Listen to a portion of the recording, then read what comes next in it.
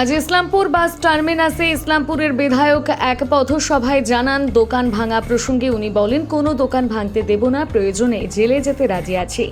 ছট পুজোর পর গরিব দোকানদারদের নিয়ে একটি কমিটি তৈরি করব, নালা পরিষ্কার কমিটি।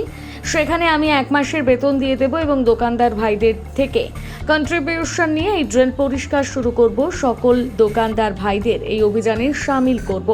প্রশাসনের কোনো লোক দোকান ভাঙতে আসলে দোকানদার ভাইদের উদ্দেশ্যে বিধায়ক জানান, পরিষ্কার জানান, কোনো দোকান আমাদের ভাঙা যাবে না, আমি বিধায়ক আপনাদের সাথে আছি।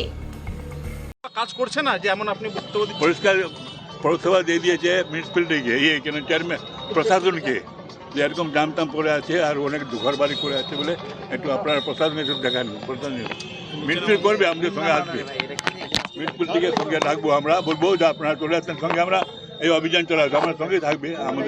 আমাদের কমিটি করতেছি, সেই কমিটির মধ্যে কি নাম মিউনিসিপ্যালিটির লোকেরাও থাকবে, চেয়ারম্যানও থাকবে, কাউন্সিলর থাকবে।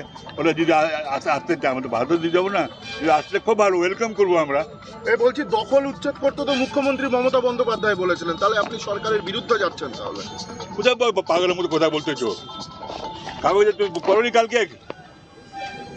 মমতা বলে কেউ উচ্ছেদ হবে না, আর 56,000 হকার যারা ওখানে কলকাতায় আছে তাদের সকলকে বলে সকলে থাকবে। সার্ভে করে দেখলো মমতা ব্যানার্জি, সার্ভে করে নিয়েছে, সবাই থাকবে, সবাই কাজ করবে।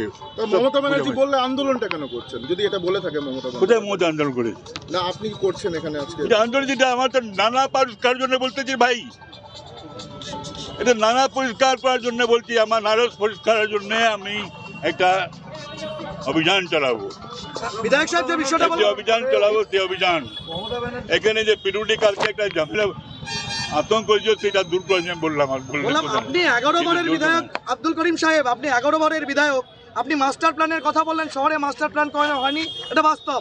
আপনি তো 55 বছর ধরে এমএলএ, আপনার সঙ্গে মিউনিসিপ্যালিটি পরামর্শ করেনি মাস্টার প্ল্যানের জন্য? ব্যাপারটা হলো যে মিউনিসিপ্যালিটি একবার ছিল সিপিএমের হাতে, এদের হাতে, আর একবার ছিল তারপর ছিল কংগ্রেসের হাতে। তো কংগ্রেস আমি তৃণমূলে আছি, এই জন্য কোনো যোগাযোগ হতো না, এই জন্য দূরে থাকি। আমরা খেলাম মাস্টার প্ল্যান করে কোথায় বলছি না। মমতা ব্যানার্জি উচ্ছেদ বারণ করা সত্ত্বেও ইসলামপুরের পূর্ত দপ্তরের সাহস হলো কি করে মাইকিং করা?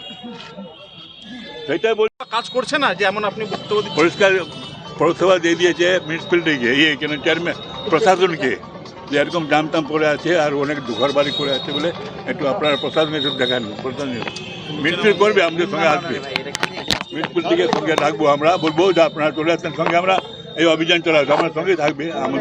আমাদের কমিটি করতেছি, সেই কমিটির মধ্যে কি নাম মিউনিসিপ্যালিটির লোকেরাও থাকবে, চেয়ারম্যানও থাকবে, কাউন্সিলর থাকবে। ওরা যদি আসতে চায় আমাদের ভালো দিয়ে যাবো না, যদি আসলে খুব ভালো ওয়েলকাম করবো আমরা। বলছি দখল উচ্ছেদ করতে তো মুখ্যমন্ত্রী মমতা বন্দ্যোপাধ্যায় বলেছিলেন, তাহলে আপনি সরকারের বিরুদ্ধে যাচ্ছেন? তাহলে কোথায় পাগলের মতো কথা বলতেছো? কাগজে তুমি করনি কালকে?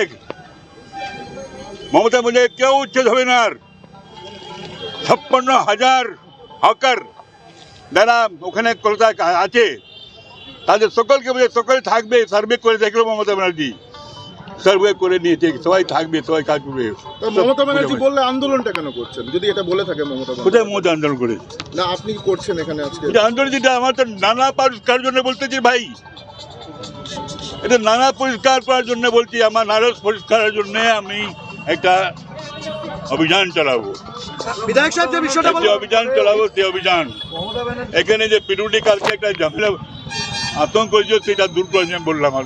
আপনি 11 বারের বিধায়ক আব্দুল করিম সাহেব, আপনি 11 বারের বিধায়ক, আপনি মাস্টার প্ল্যানের কথা বললেন, শহরে মাস্টার প্ল্যান করা হয়নি, এটা বাস্তব। আপনি তো 55 বছর ধরে এমএলএ, আপনার সঙ্গে মিউনিসিপ্যালিটি পরামর্শ করেনি মাস্টার প্ল্যানের জন্য? ব্যাপারটা হলো যে মিউনিসিপ্যালিটি একবার ছিল সিপিএমের হাতে, এদের হাতে, আর একবার ছিল